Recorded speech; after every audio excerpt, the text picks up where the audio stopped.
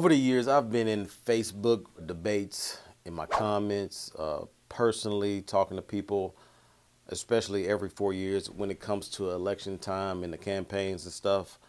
I'm not here to persuade you one way or the other. You already know who you're going to vote for. Yep.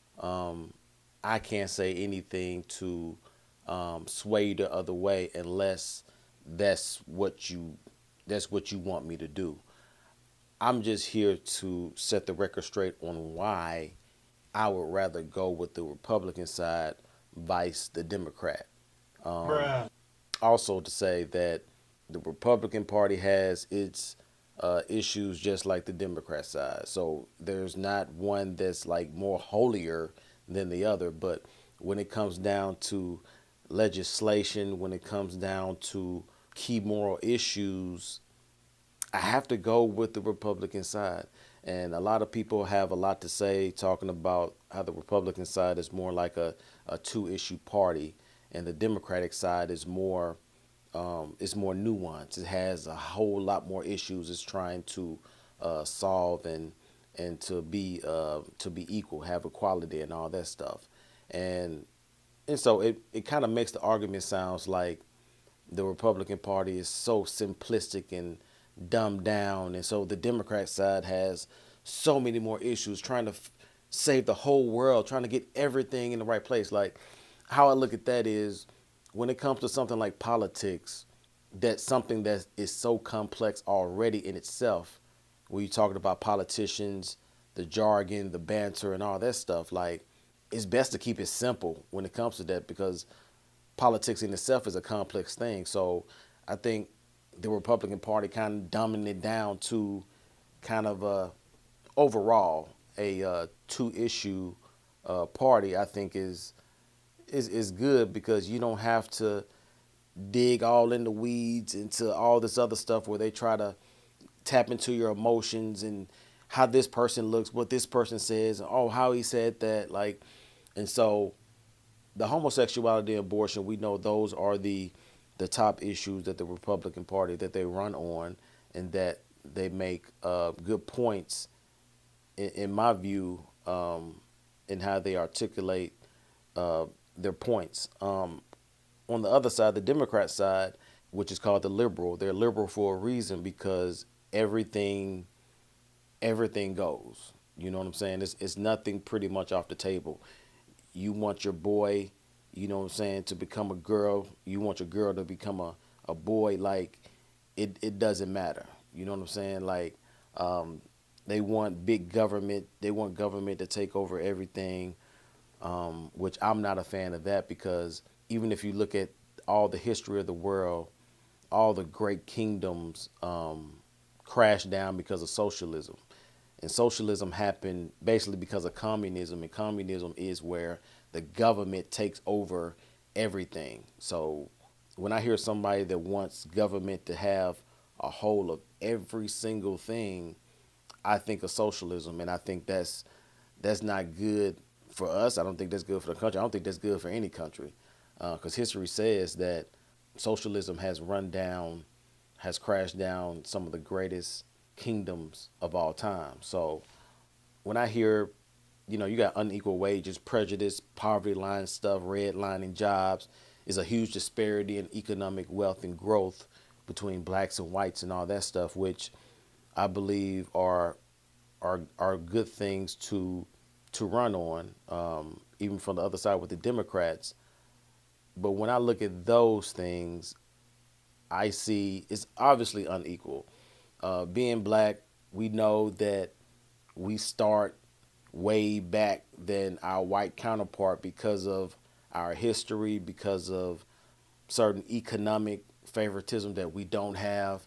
You know what I mean? Like, we know that. If anybody denies, I can't. There's no denying that. So, but when I look at it from the biblical side, when God says, "Don't worry about what you eat or what you wear, or seek first the kingdom of God, and all these things will be added," like that's a promise. So, let's say we are 30 feet behind or 100 steps behind where we should be. If we put the kingdom first, as what God said, like we can supersede and go above anything that our natural situation, has given us. So we've all seen documentaries of, people or black people have gone from rags to riches. You know what I'm saying? Even if you look at the Tyler Perry stuff, I don't like to use Tyler Perry too much as an example, but where he came from, I think he was homeless or whatnot, and look where he is now. You know what I mean? And so if the worst thing is you get thrown in prison or red line and you're in neighborhoods to where, you know what I'm saying, like the odds are stacked against you, and or you can be on welfare or anything like that. Those things I look at as it can be redeemable. You know what I'm saying? You can go from a bad situation and level yourself up if you want to, by using wisdom, by using practical knowledge. You know what I'm saying? By seeking the kingdom first, as the word says. But how can you come back from an abortion?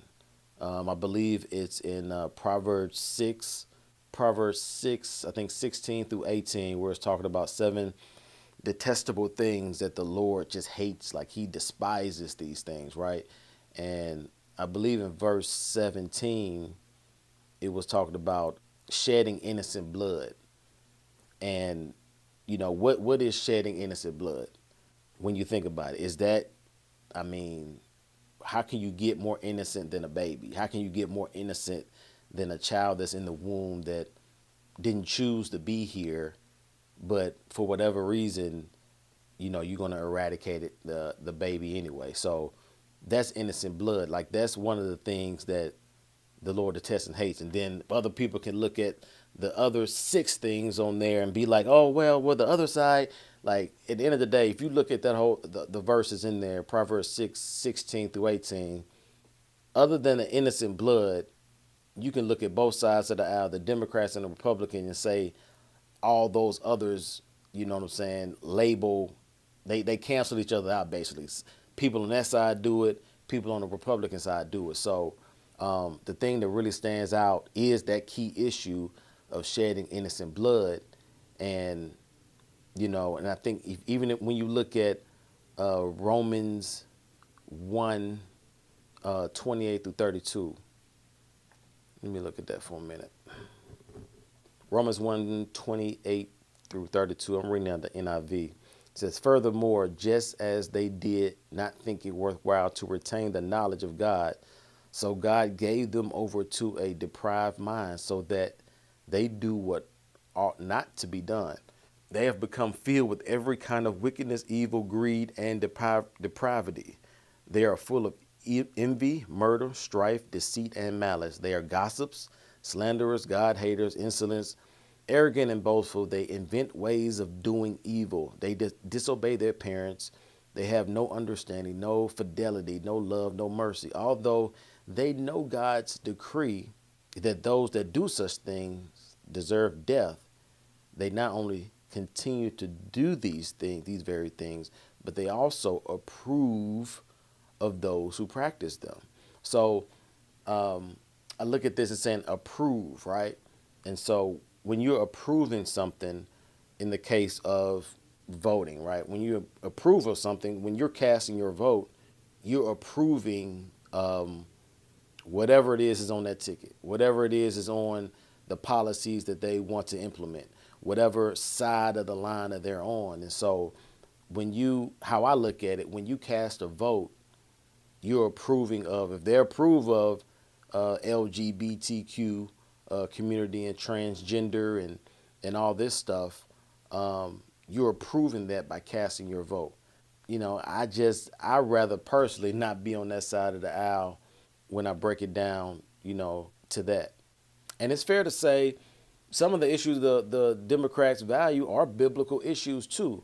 But I say looking throughout the Bible, you see God pointing out certain violations and sins that he sees on a higher level than others, just as he pointed out what I was talking about in Proverbs 6, 16 through 18. Like, for example, on a human level, if you caught your spouse overeating, is that the same as if you caught your spouse committing adultery? You know what I'm saying? Like, both are sins, but we don't respond to them on the same level of aggression. You know what I'm saying? One is easy to move past and continue in relationship in. The other is much tougher, and continuing in that relationship may be in question. Um, and on the flip side too, when I talk to my boy Rag, he doesn't really vote at all. And honestly, I can't even knock him on that. Now, just looking at kind of what's going on, and just the voting process and all that stuff, because just looking at it naturally, because the voting system we have in the United States right now, the electoral system is a clown show, because it doesn't matter. I live in Memphis, and Memphis is always going to be mostly always Democrat. But at the end, if I live in Memphis and I vote Democrat, what does that really mean? Because the state going to be red regardless. Historically, Tennessee has always been red overall. So it's just kind of messed up. So even if somebody wins the popular vote or the most votes, it doesn't matter, because if they run the state, you know what I mean? Like, yeah, it's just total whack. And so I can see how people can say the system is rigged from the start, and I can't really refute that, and there's evidence really even to prove that. Um, but the Republican Party basically breaking down as a two-issue party, and I think that's okay. You know what I mean? I think even if when you look at Proverbs 28 and 2, let's look at that real quick. Proverbs 28 and 2, and I want to look at that in the New Living. It says, when there is moral rot within a nation, its government topples easily, but wise and knowledgeable leaders bring stability.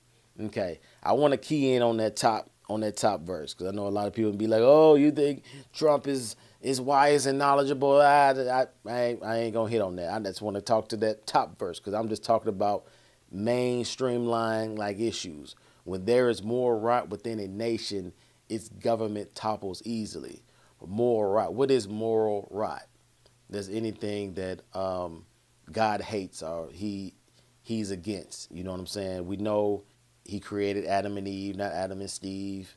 We know that, you know, marriage was intended to be between a man and a woman. We know that killing a baby in the womb, even biblically, is not something that we should be okay with or approve of. Like, that's moral rot. That's stuff that, that's really God cares about. But on the other side, people, well, God cares about, unequal wages and, being fair, economically and stuff like that. Yes, he does, right? He does care about that stuff. And he also put a promise out there that if we seek him first, the kingdom, that all these things will be added. We don't have to worry about what to wear, what to drink. Like, he clothes the birds, and aren't we more valuable than them? You know what I mean? So all the other things we can put in front of, you know, we're not in a favorable position and stuff like that. God has put something in there to tell us what we can do to supersede or to be above where our current situation is. But there's no coming back from an abortion. There's no coming back from that. And when it comes to even the homosexuality stuff, like, people going to do what they want to do. But at the end, I think it gets real dangerous with that. It's just when we start encouraging it and promoting it.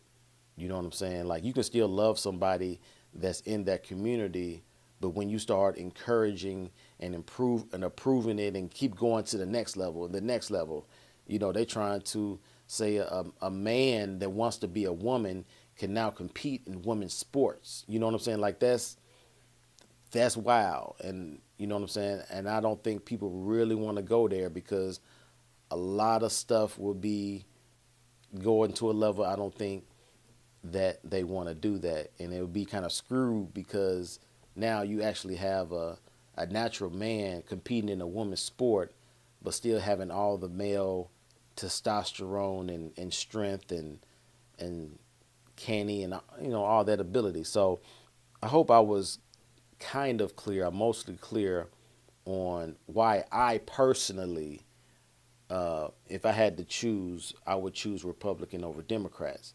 Um, for those reasons. And just to keep it 100, man, like if you really look at the issues, side to side legislation, what they're pushing and all that, I don't see, if you're really in the word, or what I'm saying, understand the context of the word, how you can even be, you know, champion that other side. But that's a whole nother thing. I don't even want to get into that. But again, you already know who you're voting for. So I'm not trying to tell you or which way you personally need to go. You talk to God yourself. You know what I'm saying? You get in your prayer closet, in the shower, wherever you are, you know what I'm saying, to get the word if you do plan to vote, to see where you need to go. I'm just here to tell you why I personally would go over, would vote on the Republican side, because of, hopefully said good enough for you to see why. So, I peace.